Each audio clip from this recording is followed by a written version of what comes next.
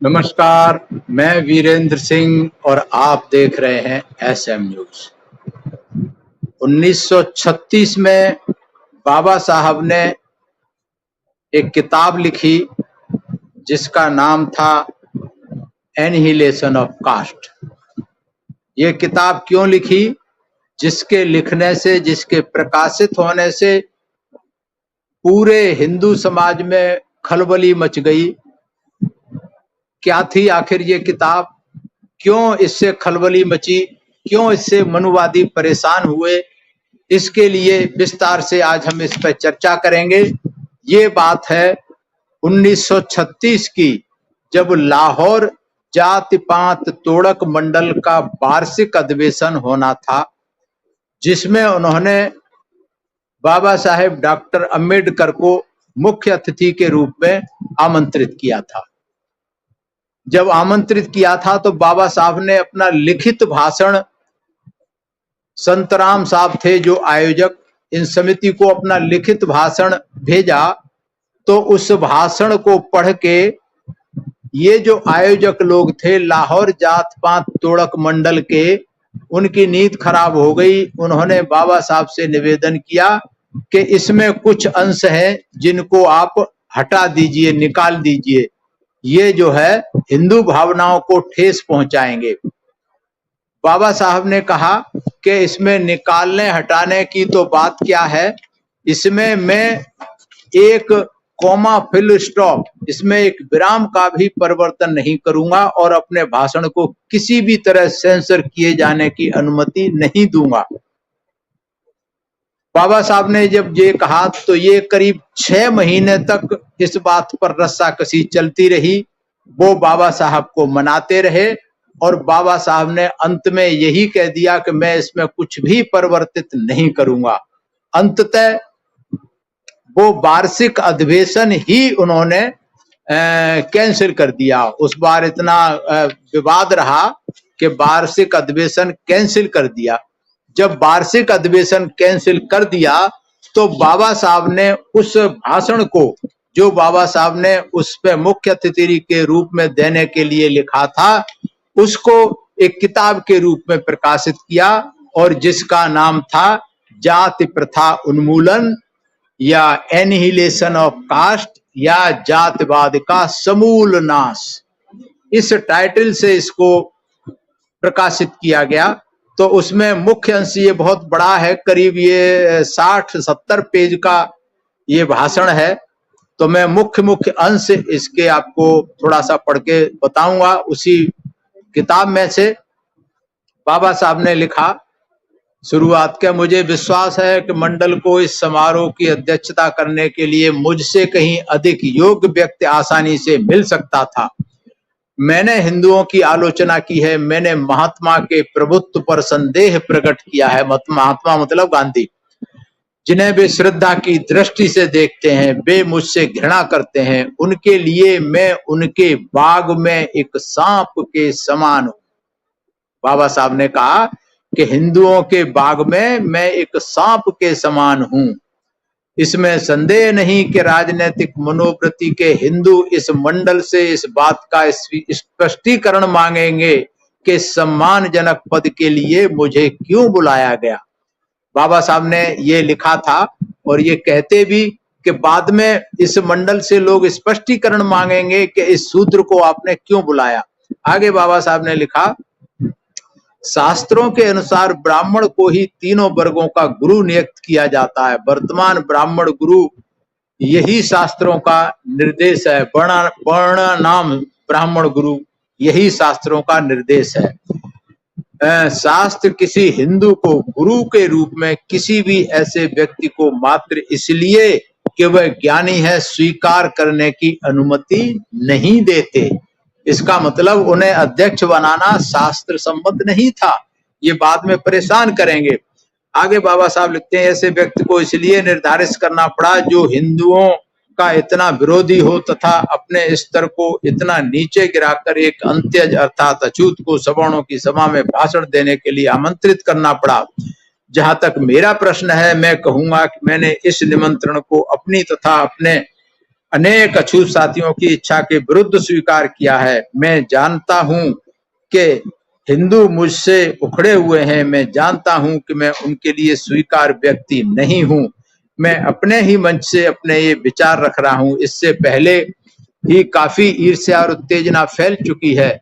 जिस बात को हिंदू सुन रहे हैं उसे उनके मंच से उनके सामने कहने की मेरी कोई इच्छा नहीं है। मैं अपनी नहीं बल्कि आपकी इच्छा से यहाँ आया हूँ। ये स्पष्ट कर दिया बाबा साहब ने कि मैं जो कह रहा हूँ आपने बुलाया था तो आपको सुनना पड़ेगा। भारत में समाज सुधार का मार्ग स्वर्ग के मार्ग के समान है और इस कार्य में अनेक कठिनाइयां हैं। भारत में समाज सुधार कार्य में सहायक मित्र कम और आलोचक अधिक हैं। आलोचकों के दो स्पष्ट वर्ग हैं, एक वर्ग में राजनीतिक सुधार है तो दूसरे में समाजवादी। बहुत सारे वर्ग बने हुए हैं यहाँ। और अगर कांग्रेस की बात करें तो कांग्रेस भी राजनीतिक सुधार और सामाजिक सुधार की बात तो करती थी, लेकिन सामाजिक सुधार के लिए कभी उसने पहल नहीं की, कभी उसने इसको शामिल नहीं किया सामाजिक सुधार को। जब बात होती थी, कई सम्मेलनों में बात चली, तो फिर इसको अलग कर दिया जाता था कि हमारा मुद्दा जो है राजनीतिक है, सामाजिक उद्धार नहीं है। बल्कि जो तिलक थे, बाल गंगाधर तिलक, उनका तो और बहुत ज्यादा वो क्या कहना चाहिए, बिल्कुल इसके विरुद्ध में थे। आगे बाबा साहब ने इसमें लिखा है बहुत सारी प्रथाएं कि भाई कहाँ क्या पेशवा राज में क्या होता था कि हिंदू सड़क पे नहीं चल सकता था, गले में काला बांधना, धागा बांधना होता था। उधर बलाई जात के साथ में मध्य भारत में क्या होता है, बाबा साहब ने लंबी लिस्ट दी है। बहुत सारे बाबा साहब ने तर्क दिए कि कहाँ कहाँ इनके साथ क्या होता है। आगे बाबा साहब लिखते हैं, मैं राजनीतिक प्रवृत्ति के हिंदुओं से पूछता हूँ, जब आप अपने ही देश में अछूतों जैसे एक बहुत बड़े वर्ग को सार्वजनिक स्कूल का प्रयोग नहीं करने देते तो क्या आप राजनीतिक सत्ता के योग्य हैं? जब आप उन्हें सार्वजनिक कुओं का प्रयोग नहीं करने देते तो क्या आप राज सत्ता के योग्य हैं? जब आप उन्हें आम सड़कों का प्रयोग नहीं करने देते तो क्या आप राजनीतिक सत्ता के योग्य हैं? जब आप उन्हें पसंद के आभूषण वेशभूषा धारण नहीं करने देते तो क्या आप राजनीतिक सत्ता के योग्य हैं? इस तरीके से बहुत सारी बातें बाबा साहब ने कही, इन हिंदुओं को फटकार लगाई, धिक्कार लगाई। यह बात स्वीकार करनी चाहिए कि एक वर्ग दूसरे वर्ग पर शासन करने योग्य नहीं है। बाबा साहब ने चेतावनी दी। और बाबा साहब ने कहा सामाजिक सम्मेलन की जो संस्था थी लाहौर जात पांतक मंडल, उसके बारे में कहा कि ये सामाजिक सम्मेलन एक ऐसी संस्था थी जिसका संबंध मुख्य रूप से ऊंची जात के प्रबुद्ध हिंदुओं से था, जो जात प्रथा के उन्मूलन के लिए आंदोलन करना आवश्यक नहीं समझते थे या उनमें उसके लिए आंदोलन करने का साहस ही नहीं था। उन्होंने जबरन विधवा और बाल विवाह जैसी बुराइयों के लिए काम किया। इसका संबंध जात प्रथा को तोड़ने के अर्थ में समाज सुधार से नहीं था। समाज सुधारकों से ने इस मुद्दे को कभी नहीं उठाया। ये बाबा साहब ने इस तरीके से इनको कहा। और बाबा साहब ने जो समाजवादी तथाकथित जो समाजवादी बात करते थे कि हम तो समाजवादी है, समाज हित की बात करते हैं, उनको भी आड़े हाथों लिया। समाजवादियों का सिद्धांत है कि आर्थिक सुधार पर आधारित है और प्रत्येक सुधार के प्रकार के सुधार पर वरीयता दी जानी चाहिए। किसी व्यक्ति का सामाजिक स्तर ही अक्सर शक्ति का स्रोत बन जाता है और उसके प्रभाव से उसका प्रत्याहार प्रसिद्ध होता है। बाबा साहब ने कहा कि भारत में हर चीज, यहाँ तक कि हड़ताल और चुनाव पर भी आसानी से धर्म का प्रभाव पड़ता है और यह ऐसी घटनाओं को धार्मिक मोड़ दे देता है। तो बाबा साहब ने कहा कि यहाँ धर्म हर चीज में आड़े आ जाता है, चाहे कोई भी कार्य क्यों ना हो। धर्म, सामाजिक प्रतिष्ठा और संपत्ति, ये सभी सत्ता और प्राधिकार के स्रोत हैं जो एक आदमी के पास दूसरे की आजादी पर नियंत्रण करने के लिए होते हैं। भारत में फैली सामाजिक व्यवस्था एक ऐसा मामला है जिसमें समाजवाद से निपटना होगा। जब तक ऐसा नहीं होगा तब तक अपनी क्रांति नहीं ला सकता। चाहे आप किसी भी दिशा में देखें, जाति एक ऐसा दैत्य है जो आपके मार्ग में खड़ा है। आप जब तक इस दैत्य को नहीं मारोगे, आप न कोई सामाजिक सुधार कर सकते हैं और न आर्थिक सुधार। आगे ये दलील देते हैं लोग हिंदू के भाई जाति प्रथा तो श्रम के आधार पर थी, जात कर्म के आधार पर थी। तो इसका बाबा साहब ने खंडन किया। जाति प्रथा मात्र श्रमिकों का विभाजन नहीं है, बल्कि यह श्रम के विभाजन से बिल्कुल भिन्न है। यह एक श्रेणीबद्ध व्यवस्था है जिसमें श्रमिकों का विभाजन एक के ऊपर दूसरे के क्रम में होता है। किसी भी अन्य देश में श्रम के विभाजन के लिए के साथ श्रमिकों का इस प्रकार विभाजन नहीं होता जो भारत में है। आगे बाबा साहब लिखते हैं, कुछ लोगों ने जाति प्रथा के समर्थन में जैविक दलील दी है। कहा जाता है कि जाति का उद्देश्य प्रजाति की शुद्धता और रक्त की शुद्धता को है। भारत में शायद ही कोई ऐसा वर्ग होगा, जाति होगी जिसमें विदेशी वंश का मिश्रण ना हो। न केवल राजपूत और मराठा जैसे योद्धा जातियों में विदेशी रक्त का मिश्रण है, बल्कि ब्राह्मण में भी है, जो इस सुखद भ्रांति में है कि वे विदेशी तत्वों से मुक्त हैं। बाबा साहब ने कहा कि ये सभी वर्ण संकर हैं, सभी में विदेशी जाति का है। सभी को चैलेंज किया। जातिवाद तो एक ही प्रजाति के लोगों का सामाजिक विभाजन है। जाति प्रथा नकारात्मक तथ्य है। यह केवल अलग अलग जातियों के लोगों को आपस में अंतर विवाह का निषेध करती है। जाति का कोई भी वैज्ञानिक उद्गम कारण नहीं है, और जो इसे सृजनकी के आधार पर सही बताना चाहते हैं वे विज्ञान का नाम लेकर घोर अवैज्ञानिक विचार प्रस्तुत कर रहे हैं। इस तरीके से बाबा साहब ने हर किसी के विचार की धज्जियां उड़ाई जो जस्टिफाई करने की कोशिश करते थे कि जातिवाद अच्छी व्यवस्था है। आगे बाबा साहब ने कहा, जाति प्रथा से आर्थिक उन्नति नहीं होती। जाति प्रथा न तो नस्ल या प्राणी सुधार हुआ है और नहीं होगा, लेकिन इससे एक बात अवश्य सिद्ध हुई है कि इससे हिंदू समाज पूरी तरह छिन्न भिन्न और हताश हो गया है। आगे चैप्टर में बाबा साहब लिखते हैं, हिंदू प्राय यह शिकायत करते हैं कि समाज में अलग से असामाजिक तत्वों का कोई दल है जो असामाजिक बुराइयों या भावना का कारण है, लेकिन वे अपनी सुविधा के लिए यह भूल जाते हैं कि यह असामाजिक भावना उनकी अपनी जाति प्रथा का ही एक सबसे बड़ा घृणित पक्ष है। बाबा साहब लिखते हैं, ब्राह्मणों का मुख्य उद्देश्य है कि गैर ब्राह्मण के विरुद्ध अपने स्वार्थ की रक्षा करें, और गैर ब्राह्मणों का मुख्य उद्देश्य यह है कि ब्राह्मणों के विरुद्ध अपने स्वार्थ की रक्षा करें। इसलिए हिंदू समुदाय विभिन्न जातियों का एक संग्रह मात्र नहीं है, बल्कि यह शत्रुओं का समुदाय है कि सारी जातियां एक दूसरे को अपना दुश्मन मानती हैं। तो ये बहुत खतरनाक स्थिति है। बाबा साहब ने स्पष्ट शब्दों में ये कहा। आजकल के गैर ब्राह्मण आजकल के ब्राह्मणों को इसलिए क्षमा नहीं कर पा रहे क्योंकि उनके पूर्वजों ने शिवाजी का अपमान किया था। इसी तरह आजकल के कायस्थ भी आजकल के ब्राह्मणों को इसीलिए नहीं माफ कर रहे क्योंकि ब्राह्मणों के पूर्वजों ने उनके पूर्वजों के पूर्वजों का अपमान किया था। ऊंची जाति वाले हिंदुओं ने जानबूझकर हिंदू समाज की निचली जातियों को ऊंची जाति के सांस्कृतिक स्तर तक उठाने की मोहलत नहीं दी है। हिंदू धर्म प्रचारक मूल धर्म नहीं है, विवादास्पद धर्म है, और जो सिद्धांत अपना लिए हैं दूसरी को बड़ी समस्या इसमें पैदा होती है कि धर्म परिवर्तित व्यक्ति को किस जाति में लिया जाए। जैसे धर्म परिवर्तन कराते हैं उनको किस जाति में, अल्टीमेटली उनको शूद्र में लिया जाता है। इसलिए इस प्रकार जाति प्रथा ने हिंदुओं को धर्म फैलाने से रोका है। इसीलिए धर्म भारत में भी कुछ भागों में, यह पूरे भारत में भी हिंदू धर्म नहीं है। हिंदू समुदाय जिन कारणों से शुद्ध करने में असमर्थ है, उन्हीं कारणों से उनका संगठन भी असंभव है। बहुत सारी बातें बाबा साहब ने लिखी हैं इसमें। कोई भी सुधार तब तक शुरू होता है जब कोई व्यक्ति अपने समुदाय के मानकों, समुदाय की सत्ता और समुदाय के हित के ऊपर और अलग अपने विचारों, अपनी धारणाओं और स्वयं की स्वतंत्रता हित पर अधिक बल देता है।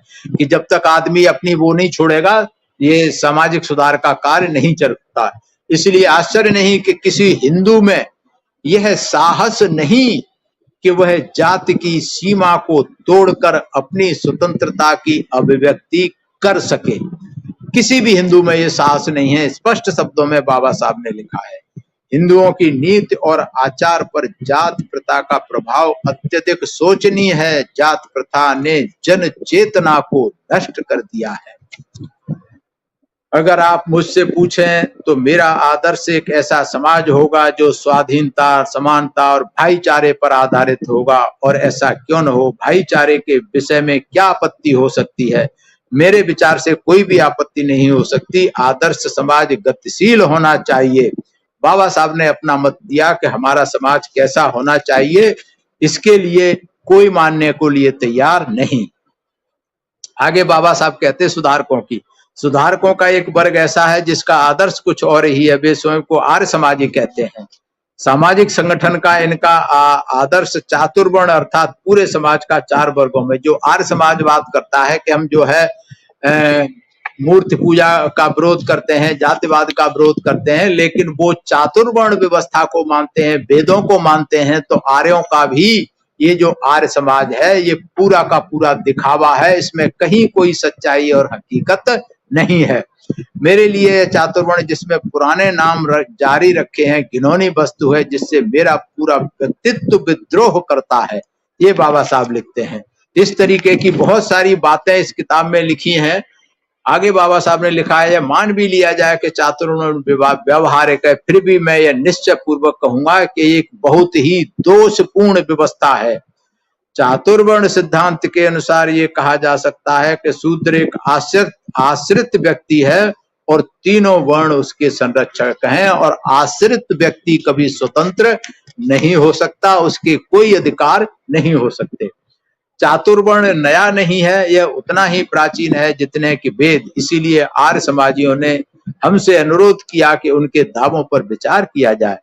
कितनी बार ब्राह्मणों ने क्षत्रियों का बीज मिटाया, कितनी बार क्षत्रियों ने ब्राह्मणों का नाश किया। महाभारत पुराण ब्राह्मणों और क्षत्रियों के बीच संघर्षों से भरे पड़े हैं। मतलब ऐसी कोई जाति नहीं है जिसका आपस में संघर्ष ना रहा हो, विरोध ना रहा हो। ब्राह्मण और क्षत्रिय का सबसे ज्यादा विरोध रहा है।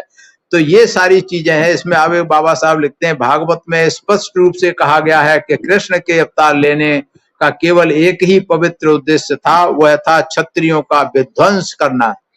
हर जगह इनकी जातिवाद और मानसिकता नजर आती है। आगे बाबा साहब कहते हैं, मेरी राय में इसमें कोई संदेह नहीं, जब तक आप अपनी सामाजिक व्यवस्था नहीं बदलेंगे तब तक कोई प्रगति नहीं होगी। आप समाज को रक्षा या अपराध के लिए प्रेरित कर सकते हैं, लेकिन जाति व्यवस्था की नींव पर आप कोई निर्माण नहीं कर सकते। आप राष्ट्र का निर्माण नहीं कर सकते, आप नैतिकता का निर्माण नहीं कर सकते। जाति व्यवस्था की नींव पर आप कोई भी निर्माण करेंगे वह चटक जाएगा और कभी भी पूरा नहीं होगा।